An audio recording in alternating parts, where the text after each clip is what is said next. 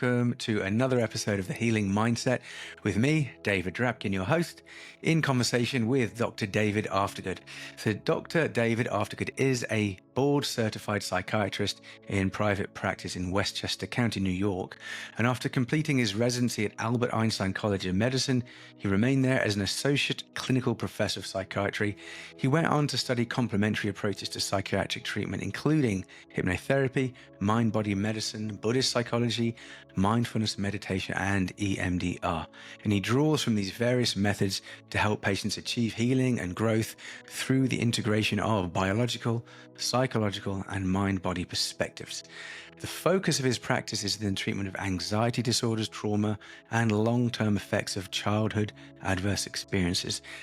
David also teaches meditation. So, it's lovely to have you here, David. How are you doing today? I'm doing well. Good to see you. Thank you for inviting me. Yeah, it's really lovely to have you here. We've got a lot in common, personally and professionally. And the integrative approach is really key. So with that in mind, there's a question I want to ask you about. When did you become a psychiatrist, if you don't mind sharing that, the year? And then when did you become an integrative psychiatrist? And how did that happen to become integrative? I graduated medical school in 1980. So I did my psychiatry residency from 80 to 84. So I've been in practice 40 plus years. It was a really interesting time to be doing a psychiatry residency. When I started in 1980, the predominant approach was psychoanalysis. People that there was, especially at Einstein where I was, there was a strong feeling that the only way to really treat someone's condition was to get to the underlying psychic conflicts and analyze them. And believe it or not, medications weren't used that much. And if someone was very ill, then absolutely, medications were used in psychosis and schizophrenia. They were used in severe bipolar. But people that had depression, even pretty severe depression, the thought was that if you use a medicine, and here was the thought of analysts, if you use a medicine, the person will feel better. And if the person feels better, they will no longer have the motivation to do the long, hard work of delving deeply into their psyche to see what caused the depression. And at that point, it was thought it was caused by psychological conflict. And so the training when I started, the heavy hitters were the psychoanalysts who did the supervision, and you were taught how to listen for unconscious process, and it was mostly Freudian thought. And believe it or not, this was before the advent of cognitive therapy. No one kind of talked about cognitive therapy. There was, medicines were used, but it was before the SSRIs, before Prozac. And they were the old tricyclics, which you unfortunately could kill yourself on if you overdosed on them, so they were harder to treat with. MAO inhibitors, another class of medicine that's really very tricky to use with side effects. And so medicines also were used hesitantly because they were dangerous. There was ECT, electroconvulsive therapy. So during the course of my residency, a couple of things happened. And if I'm going on too long, just say, you're giving me this too long. Yeah. We'll cut it back. We can start from 1980. Go ahead. No, this is really important. So I'll give you the overview there. So halfway through my residency, the chairman of Einstein became a Dr. von Prague, who was a biological researcher. And he was one of the first people to discover the power of serotonin as a neurotransmitter. And that people who, for example, had became suicidal or had violent suicides generally had very low levels of serotonin. The SSRIs were born, and research in biological psychiatry became very, very big. And so basically the department was in flux. The psychoanalysts were all afraid of being fired. unless they move more towards biological point of view. So I came out of the residency at a time where these great shifts were going on, and there's, once again, there wasn't really any focus on family therapy or cognitive therapy, and it was also the 60s zeitgeist was still around, and meditation was coming into culture. LSD had been around as a powerful mind enabler. There were just a lot of things floating around in the culture. So I came out kind of basic tools, some pharmacology and psychoanalytic psychotherapy tools. But that didn't really satisfy my own needs at the time. I had been in some kind of a psychoanalytic twice a week therapy. I wasn't on any medicines back then, but I was feeling things that I assumed others were feeling, just in kind of the deeper layers of my own being, that something wasn't right. I was not happy in certain ways. There were psychological issues that I knew needed attention, but the analytic treatment at that time was basically fitting the person into the analytic theories, which at that time was mostly still the Freudian theories. So it was the battle between the superego, the conscience, and the id, kind of the unconscious, the impulses, sexual aggressive impulses.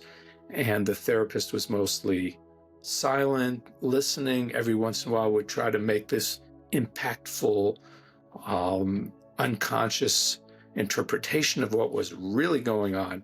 And so, making long story short, because I could just be talking for a long time, I came out quite unsatisfied for my own self, and also feeling I had limited results with patients. And so that put me on a journey that first started really what was drawing me and what was drawing my own interest, but then led me to, over time, to a lot of different places, a lot of different ways of working and thinking, that over time I began integrating them into my practice of psychiatry.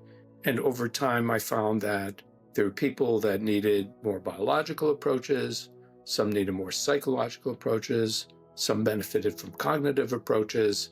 And then I got into the whole technologies of hypnosis, going to the deeper mind, and EMDR treatment for trauma, and started over time just mixing and matching and getting a sense of what worked with whom, when.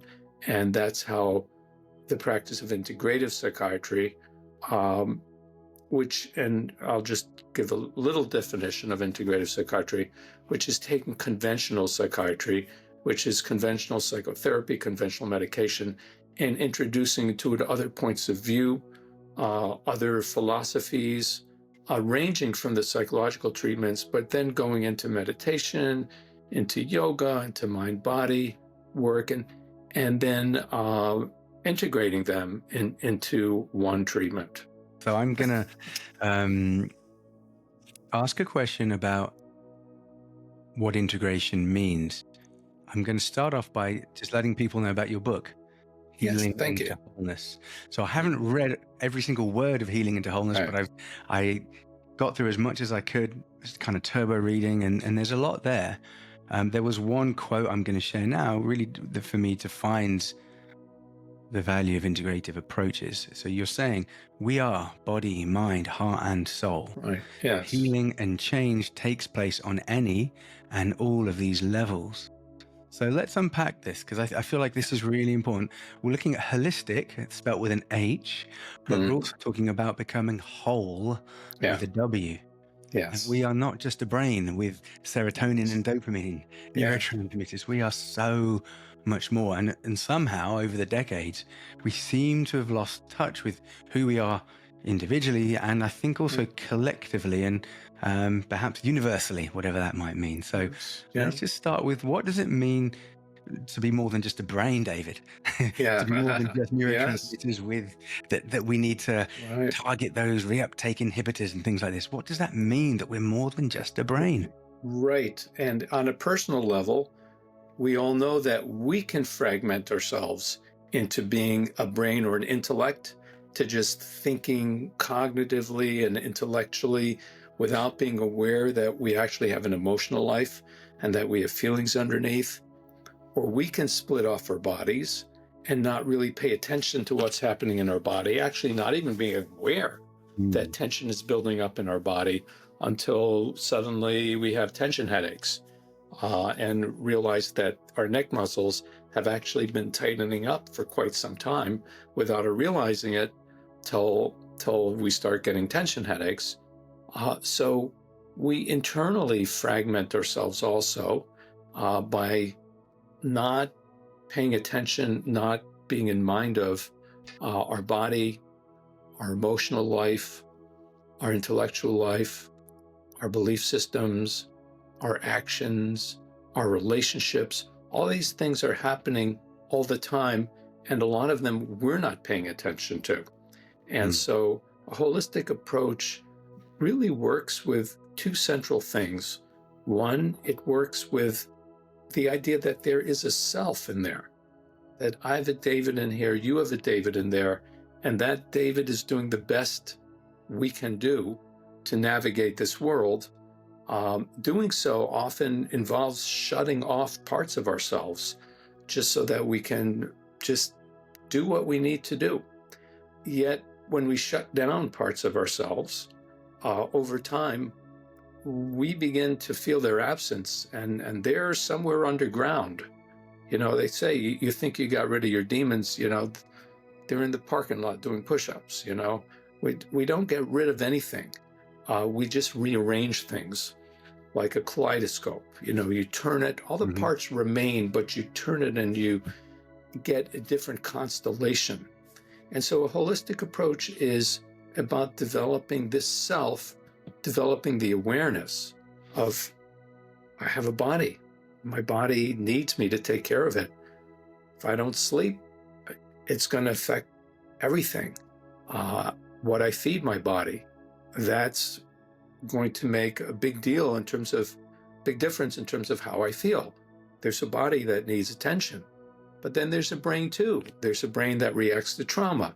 There's a brain that has genetic influences prone to depression, prone to anxiety.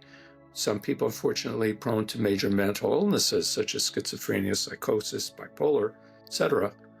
But okay, so we've got a body, we've got a brain, but I got a heart too. And my heart has longings and my heart has feelings.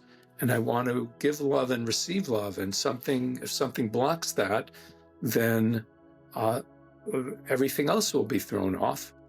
And we've got spiritual longings. We've got basically our own mission in the world that's larger than us, that we're connected to all that went before us and all that will go after us, and we lose sight of that. So a holistic approach really wants to keep an open mind. You know, when I sit down with someone, I want to keep an open mind that there's a body here, there's a brain here, there's a person here, there's an emotional life here, and I'm sitting with all of it and trying to get a sense of who is this person that has the depression. Not a depression walked through the door, what do I do to treat it? Or a panic attack walked through the door, what do I do to treat it? I'm less focused on the actual symptoms, though I'm of course focused on, because people come in, they want to get help with a depression, get help with anxiety, of course. They want immediate help as much as possible. But I don't want to lose focus that all of that is arising out of a person and is arising out of a complex life and complex events. And I'm going to be listening to where I think I can be helpful to the person. So that's kind of like an integrative, holistic approach. And just one more thing, if we look at the word whole, right, W-H-O-L-E, we look at the word heal, and we look at the word holy, they're all come from the same root. They all have the same root. So to heal is to become, to be able to reconnect to our greater wholeness. And there's something holy in this the encounter with the patient. There's something that's beyond just, I'm a biological doctor. There's a holy mission because you're dealing with this unique human being with a soul. So yes. Beautiful. Yeah. I love how you're tying that all together. So it's a whole, holistic, and holy. Mhm. I'm going to be honest with you, David. You don't sound like a psychiatrist to me. I can see your diplomas on the wall, so I'm not denying you've graduated your training. Don't worry. But you don't sound like your typical psychiatrist that has like a 10 to 15 minute appointment, Right. and you're just prescribing a medication, you're checking your symptoms, and off you go. So Yeah. what's this process been like for you around, like, who are you professionally? yeah. I want to go Yeah. personally next, but just for, Yeah. professionally, like, how do you identify at the moment? Well, I was trained at a time where people still did this type of work. Well, not this type that I'm doing, but still did the work of sitting with someone for long periods of time. And unfortunately, the economic shifts that happened, the shifts in how medical care is delivered, the financial shifts, where insurance reimbursements stopped reimbursing for psychotherapy with psychiatrists, where corporations took over medical care, and the psychiatrist was used in 15-minute slots because that would be the most lucrative. And so I practiced in the New York area, meaning there were enough people that were capable of coming to pay private fees. At a time when still insurances did cover for a bunch of things, so I was able to have full 45-minute sessions once a week with people. And so when I started, and I have been in my own private practice for all these years. So I started off working in hospitals and clinics, but by 1990, I was able to transition to full-time private practice.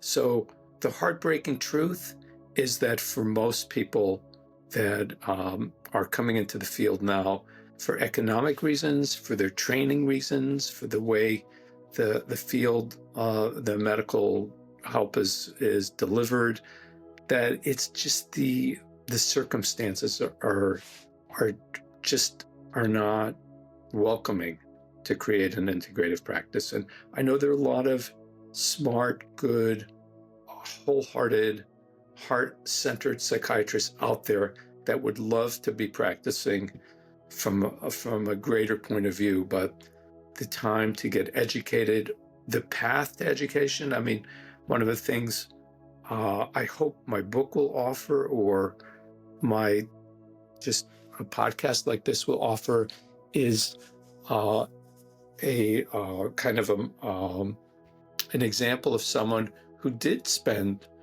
their career focused on, finding ways to help oneself, then finding ways to help one's patient, and that one can put in one's own, what one has discovered over the course of one's lifetime, into one's own treatment. But I know a lot of psychiatrists are trapped in the 15-minute slots if they work for organizations or larger healthcare systems. Yeah. I've worked with psychiatrists that have also trained in psychoanalysis or Jungian depth psychology or other therapeutic modalities. The difference is striking. It really is, particularly around their kind of bedside manners, but the relational quality of how they connect to a client more is a humanistically, i.e., I'm a human and so are you. Let's talk. Let's have curiosity. Yes. So I want to get personal with you, David, and just ask you, in your own experiences of evolving as a human being, how did you heal yourself to become more whole, more holy, but more integrative within yourself? Right. For starters, it's very helpful and a wonderful blessing to have a life partner or a spouse who understands one's need for healing and who's open to, the time I spent in going away to trainings, to workshops, to retreat centers. And so that's once again, I have a lot of gratitude that I had the opportunity. Um, but what happened for me, it happened very organically. I remember I graduated from residence. I'll just give you a little bit of background from Yeah. my point of view. Um, Both my parents were German refugees. They grew up in Nazi Germany. My father, again, they both got out around 1939. They were children. They didn't know each other. My father was 13. My mother about the same age. And my father went to South America for 6 years with his parents to Bolivia, then came up to this country. He was Orthodox Jew. I was raised in a Orthodox Jewish home. And I also come from a rabbinic lineage on my Mm. mother's side. I come from the Karlbach lineage. And so culturally at home, I experienced two things. Culturally, I had kind of a deep connection to Jewish life and Jewish practice. My mother's side, it was kind of a heart-centered one from her family, but my father's side, it was a rather rigid, rule-based. It was kind of a very obsessional man, my father, and there were rules, and so I grew up both in a home that provided a sense of meaning and purpose and connection, but at the same time was also very rule-based. It was the 60s I was growing up in. There were a lot of crazy things happening. I grew up in a small town upstate Schenectady, New York, so I didn't go to a yeshiva, etc. So I went to secular schools. And so growing up, I had a lot of different cultural influences at the same time that I needed to kind of sort through what I needed to leave, what I needed to embrace. And there were also the trauma of the war was very much in my father's psyche, and he was prone to kind of some outbursts of rage that were frightening for me, and it was not an easy psychological environment to grow up with. And I go into this in my book a little bit too. Tragically, I had 3 brothers that were born after me that died during childbirth. My mother had Rh positive blood, Rh negative blood. My father had Rh positive blood. And back then, when the blood mixed with the children, at first it was my sister and then myself, often afterwards, the children were not viable. And so my mother brought them all to term. And so I was maybe 3, 6, and 9 when these things happened. So it had a huge impact on the family, but being good German Jews, they didn't talk about it with the children, but it was there. And so I came out as a young adult really with a lot of these unhealed, under the ground, traumatic, things that influenced my ability to feel free, to feel open, to feel happy, that constricted me. And so that led me on my own journey for healing. And it led me to a lot of different places. So there was initially an awareness of the need to heal. That's something within you, but also within your lineage. Yes. Yeah, it wasn't just me. It was within the lineage too. Yeah. So as I shared at the beginning, we share a lot in common. So my family were refugees from Frankfurt. They left in 1939. Wow. Most my of them father were was murdered. from Frankfurt, from the, 1939, Frankfurt. Yeah, my grandparents were from there. And, I see a Buddha behind you. And I also had a big Buddhist phase in my life that I mixed with being a Jew and exploring that. So for you, exploring yourself, searching for something, would you describe it as a search? Yeah. So here I'll go into the first experience that really set me on my path. Right. So, of course, I had talked about some of these events in my verbal psychotherapy, and, it was interesting. I understood more, but it didn't really touch me at my core. And after I finished residency, I signed up I got a brochure in the mail for guided imagery. And so it was a weekend, figured, well, let's check this out. So I'm in this Manhattan hotel. There's maybe 300 people in an audience. And this guy, Dr. Anis Sheikh, is teaching about guided imagery. And really, what he did was, we could call it a hypnotic induction. It was based on looking for inner guided imagery, but really it was my first experience of being put in a trance state.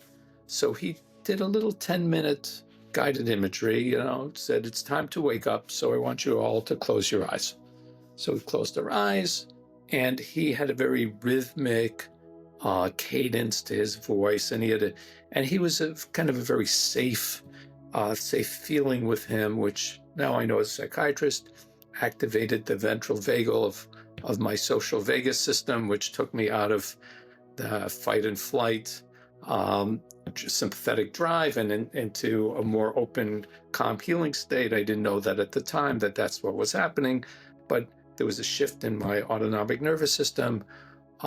He then invited us to do a guide to imagine our family.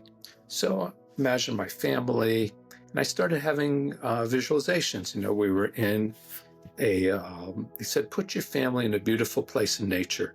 So we're in this beautiful garden, but my father's sitting here, my mother's sitting here, my sister's sitting here, I'm sitting here. We're all separate. We're not talking to each other. And there's something that's just very, very leaden in the image. He then says, now ask your inner mind to do something to change the image that creates something you would like. And in a split instant, my mind suddenly put in my three brothers, had they not died at birth. And they were in there, and the family was interacting, and there was a vital energy running through everything, and things were alive. It went from dead to alive, essentially. And at that moment, I had a profound realization of the impact that these deaths had on me, and my whole family, that this unspoken, unresolved mourning, that the effects of it were to just entrench something within the family that shut the life force down. And literally that one moment of realization just opened up so much for me. And I realized, wow, I could be talking about this for another 20 years, but the state of mind that I went into, the skill with which Dr. Sheikh induced it in 300 people, the power of my own internal resources to create an image that was healing for me, it like just, whoa, it took me to a whole other level of looking for methodologies of transformation, where you could create the right conditions, something would open up inside a person's own psyche to bring in understanding, to bring in movement, to bring in healing, essentially. And that was an internal process that could happen in every person, and that the role of the healer or the guide or the doctor or the therapist is to help orchestrate the conditions that would activate natural healing.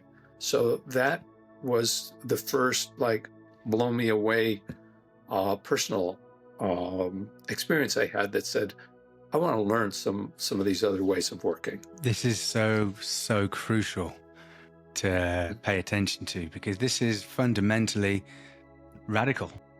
Yes, radical. What we get taught, and what is kind of just the status quo, the mainstream, that it's, whilst psychopharmacology, SSRIs and benzos do help people, they do have a purpose. And whilst cognitive behavioral therapy, CBT, is very effective, there is many things much, much deeper than that we all have within us, that we all share, but at the same time is completely unique, and that we are fundamentally the only ones that can find it, that can express it, that can reveal it Yes. and live it and manifest it. And it's a never-ending revelation. It just comes out of us. But that moment that you had with that guided imagery, the key went in. The key went in. The door opened, and then bang. You never stopped. Yeah. Absolutely. It reminds me, there's, since you appreciate this from some of your background too, there's a Hasidic teaching that during the days of the high holidays, when people are looking to do what's called teshuvah, to do a repentance, a return to a greater state of wholeness, a greater state of health, a greater state of healing, a greater connection to the world, or it's framed theologically as connection to God, returning to God. There's a tale that one of the Rebbe said, you can make me, just a hole can be the size of the head of a pin. You can put just a hole that large inside you that allows something in, and I will push a whole caravan through that hole. He said, but it has to go all the way through all layers of your being, through your mind, through your heart, through your body, through your soul. It has to go all the way through. And people that have had transformative moments, no matter what the conditions or why, have had that experience that something opened up that pierces all the layers of their being. And when that happens, you could be in that state literally for 1 second. And there could be a huge shift. Not a permanent shift, a shift at that moment, but a shift that leaves an imprint with you. And that gets you a little closer to kind of an inner knowledge of where you want to go, who you could be, who you actually are when you're not blocked. So I like that you use the word block there. So we're fundamentally unblocking ourselves. But if we have a blockage, it means we have to find where is it. And it's sometimes in quite dirty, mucky places, like in the darkness. That's true. We have to look under the sink or somewhere else to find it. Where is my blockage? Whereas normally in psychiatry, we're thinking of symptom reduction. How do I just feel better? I just need to look after the kids, get my job working, stay on top of everything. I just need to get through life. Maybe not so much meaning, maybe not so much striving, maybe not asking so much of what I could become, of what is more, ultimately my potential, or what do I want to get out of my life? Because that means we have to unblock some gunk. And it means, David, that here's a question. Does it mean that fundamentally, to be more integrative, that we need to accept that we could get worse before we get better, that there's a part of the process of disintegrating, of being destabilized before we can reintegrate and kind of be reborn or re-evolve ourselves? No, I think that's true. I think whenever any system comes up, the systems that we're in are there for a reason. We're not blocked for just the sake of being blocked. We're blocked because our system has decided that for our own good, we've got to keep something out in order to do what we need to do each day. And we need to survive, and we live on this plane of existence, this action-oriented daily world where we need to function in.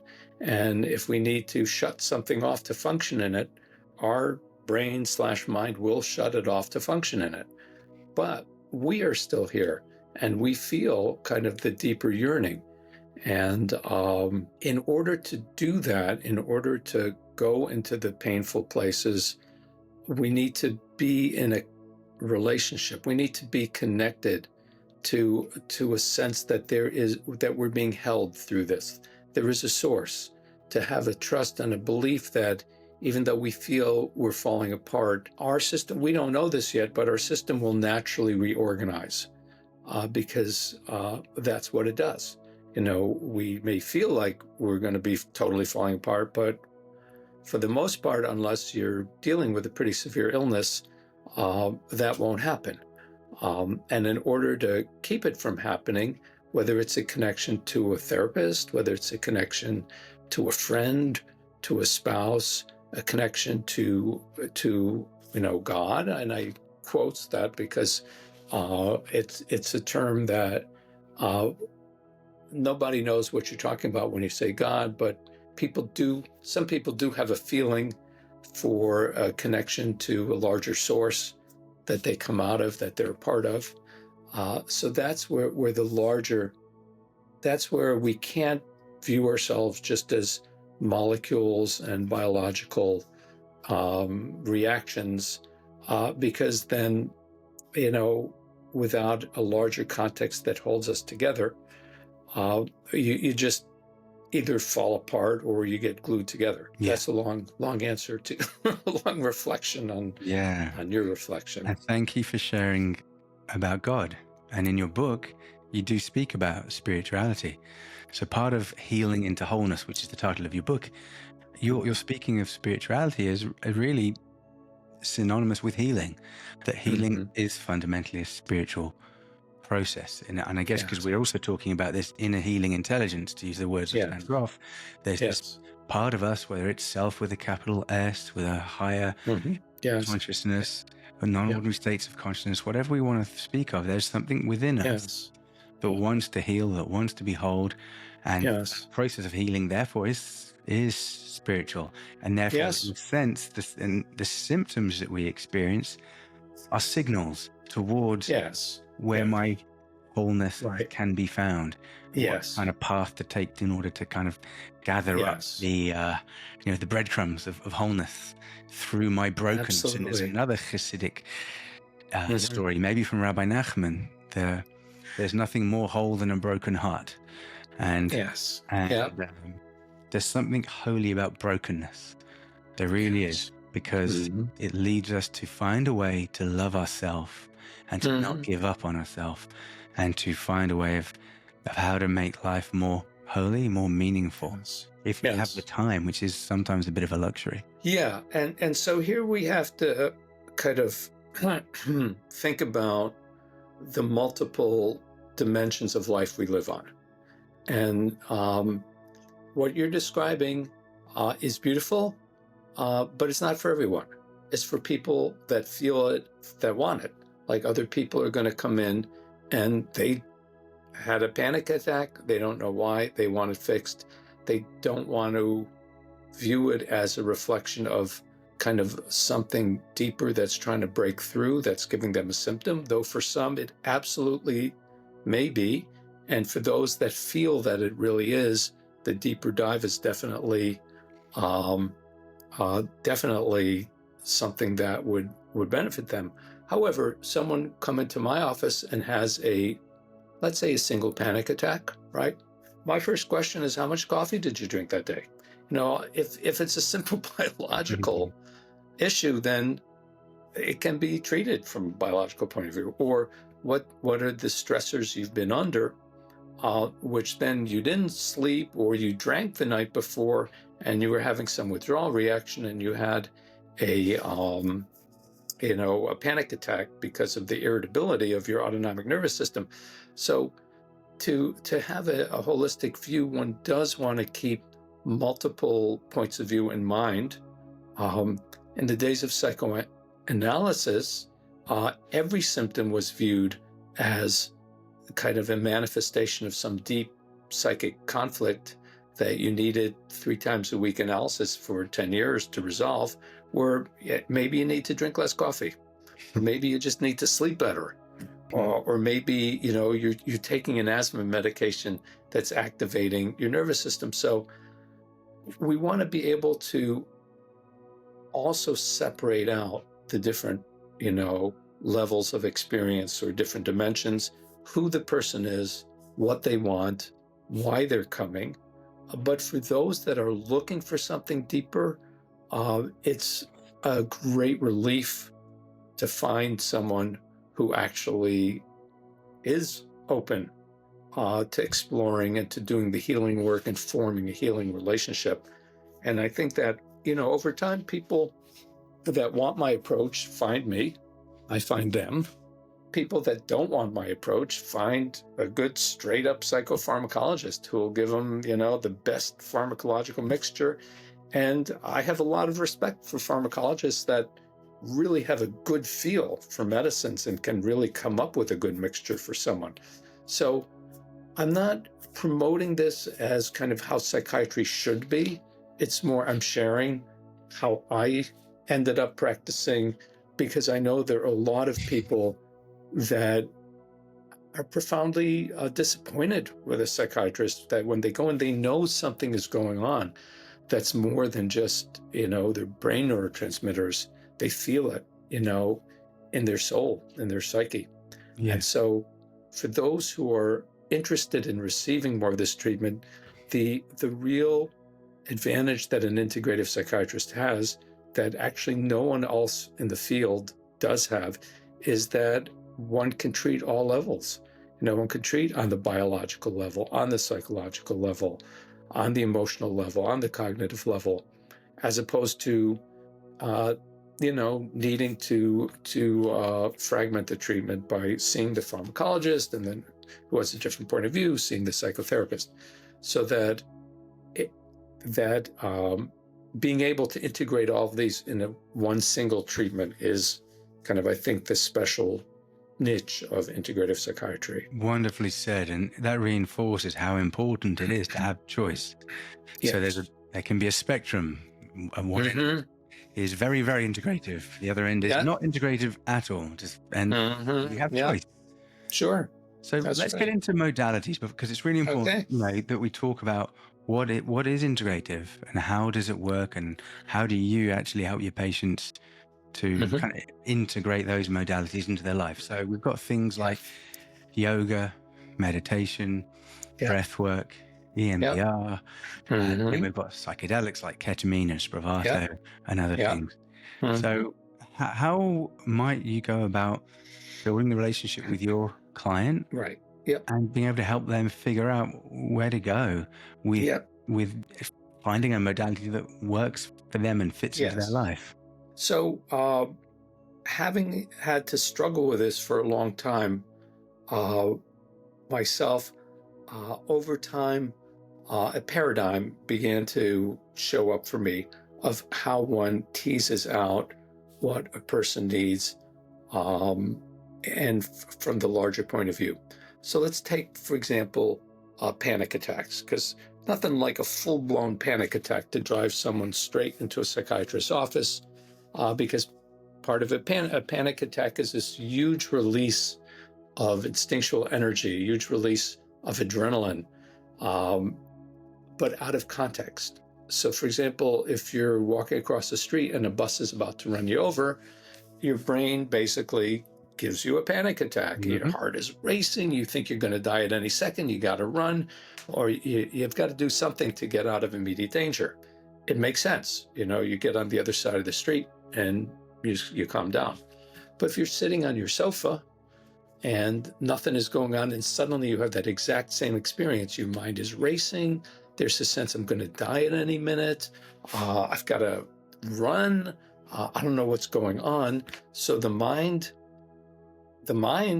brain creates this panic attack. The mind starts thinking something life-threatening is happening. Why else would I feel that way? So the mind starts thinking, am I having a heart attack? That's the favorite thought. Something is terribly medically wrong with me. I'm going crazy. I can't control my mind. And so that propels a person, am I going to have another panic attack?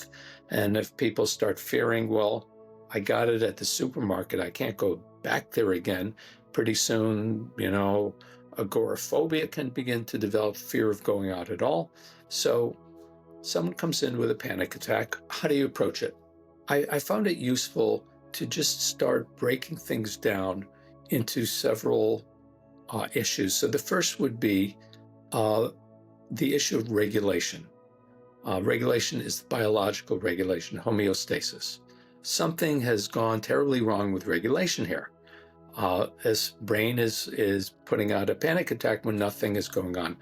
So what's happening with the regulation? So at that point, I would inquire, well, How much coffee are they drinking? Is something off because too much stimulant? Has there been sleep deprivation? What have been the stresses in a person's life? And so as I begin talking to a person, things start showing up. And so in terms of people start revealing kind of their thinking mindsets, like I had this panic attack, and I've always thought that something was really wrong with me. Now I know something is wrong with me.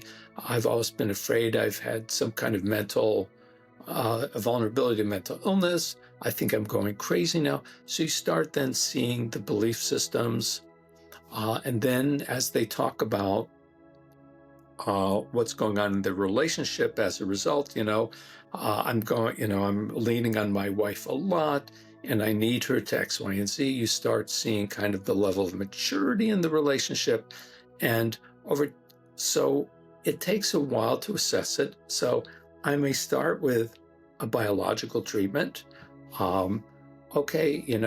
We can take a little bit of Ativan as needed, or a little bit of Xanax, so that you have some control. You can block it. If that doesn't work, if life is being disrupted, I may offer an SSRI, get an antidepressant. It will keep you from being as reactive, your your nervous system. But at the same time, I would begin kind of a course of psychotherapy to look at what's happening in their life. And if a person is interested in pursuing that, then you start seeing what begins to reveal itself. So I treated, it's in one of the case studies in the book, this 18-year-old guy comes in. He is massively in shape. I mean, the guy is he's muscular, he's healthy, 6'5". He's like the healthiest guy I've ever seen in my life. But he comes in with a panic attack, and why? Because, when something wasn't regular in his bathroom habits, etc., and he suddenly was convinced that he had, stomach cancer, colon cancer, etc. And that in this immensely healthy guy, he was filled with health anxieties, filled with what we used to call hypochondriasis, that every symptom he had was a sign of some kind of a deeper, catastrophic medical condition. So I worked with him on and off for many years, and there would be different phases of treatment. In the beginning, it was like, okay, here's a little bit of medicine that will help calm you down. But then we kind of very quickly went into doing hypnosis so that he would be able to have a connection to his body, that when something happened in his body, he'd be able to go into a relaxation response, be able to feel what was going on with his body and reinterpret it, that this is not the sign I'm having a heart attack. This is a sign that I've got actually a healthy heart that responds to things, etc. So we began to create a mind-body connection. Then we began to reframe things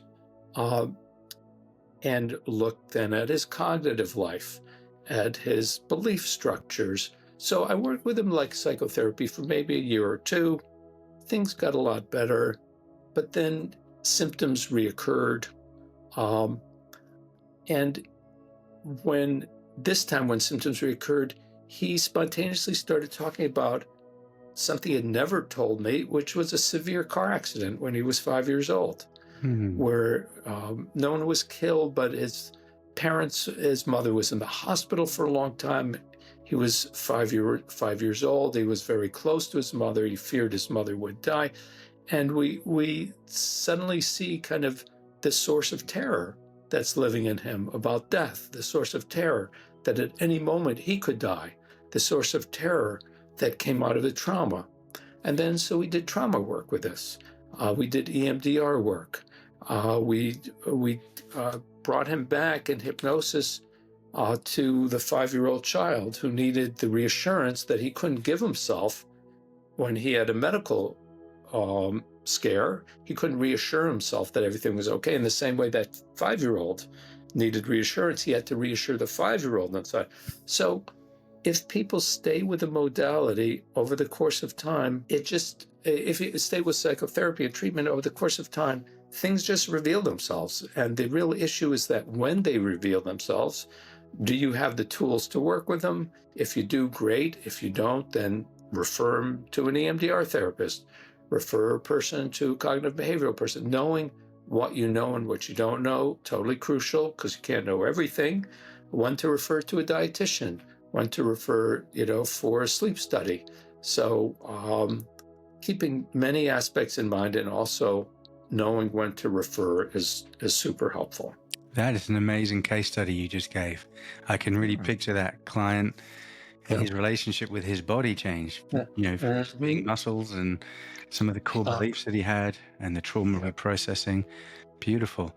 As a final question, let's talk about psychedelics, particularly ketamine, which is right now, at least, the only kind of FDA approved legal psychedelic that is being used in a clinical context. So what makes you excited about the potential of psychedelics, and how would you like to see them being used from an integrative perspective? I approach this from several levels. One on the level of treatment of biologically stuck depression. So in the last 5 to 10 years, as I've done less and less pharmacology, actually, and I've referred to pharmacologists, several patients of mine who had been kind of in a stuck state were referred to Spravato, were referred to ketamine, and actually did very well with it. And so I began just on the basis of treating chronic depression, saw the usefulness of ketamine. I was a little skeptical the first number of years that it was out. I didn't know would this lead to kind of an addiction to ketamine? Would this initially help symptoms, and then when that worn off, would the symptoms worsen? And then what if the ketamine didn't work? But from what I've seen, it's been very useful to the 2 or 3 people that I treat who are on it, who have been on it.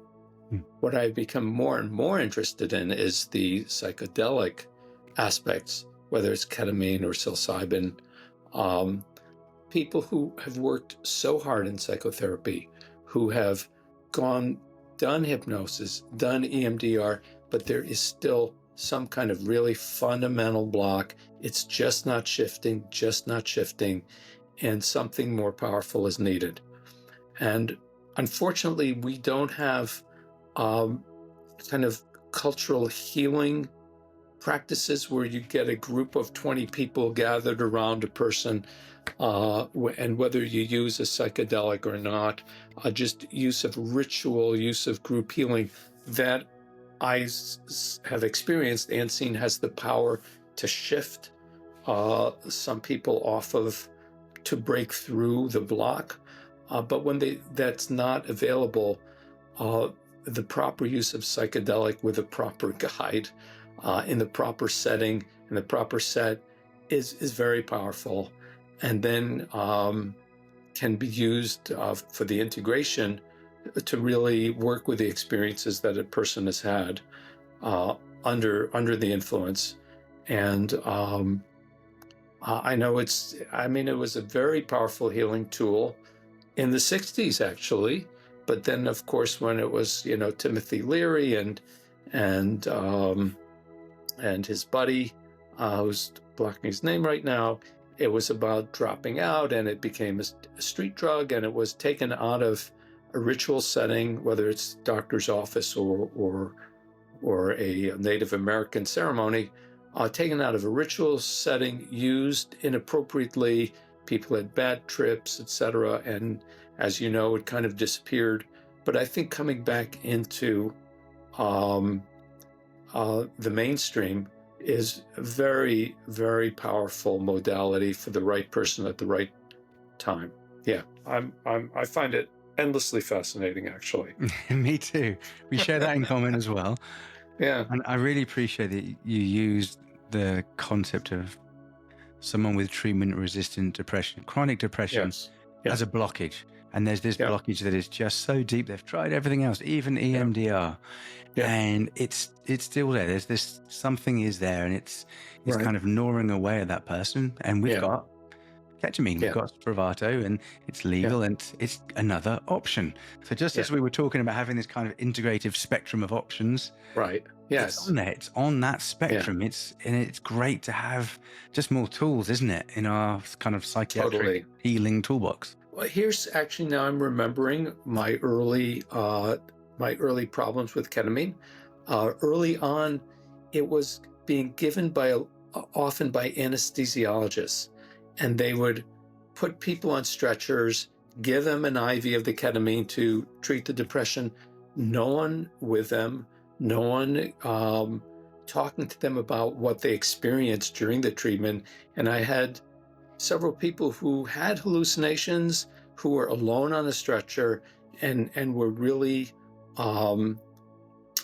actually very upset about. So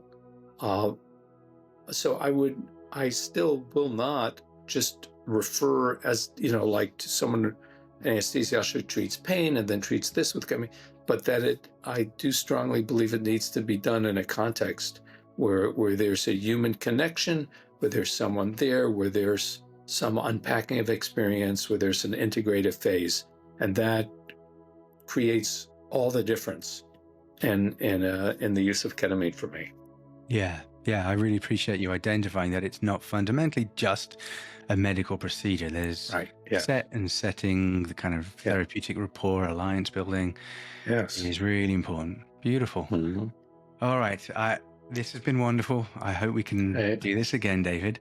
Before we sign off, tell people how they can find out more information about you and also about your book, Healing into Wholeness. Okay, great. You could do one of two things. You can go to Amazon and just look up David Aftergood. There are not a lot of David Aftergood authors. Healing into Wholeness, you can get on Amazon. You can go to my website, which maybe you'll include a link. It's called integralpsychiatry.net.